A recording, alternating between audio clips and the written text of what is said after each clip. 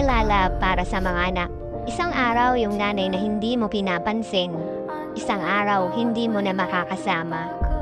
Yung nanay na naiinis ka na dahil paalala ng paalala sa'yo. Isang araw hindi mo na maririnig ang mga paalala na sa'yo.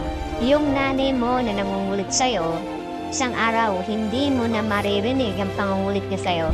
Kaya napakapalad ang mga anak ngayon na may mga nanay pa nakasama, na may mga nanay pa bagamat hindi nila maintindihan, pero alam nila na nandoon pa rin kasama nila. Tandaan mo, ang ina ang nag-iisang tao na nagmamahal sa'yo ng totoo, handang magtiis at magsakripisyo, ipagtatanggol ka kahit kanino, at lahat kayang gawin maibigay lang ang maayos na buhay para sa'yo. Kaya tumbasan mo ng pagmamahal niya dahil siya ang forever mo.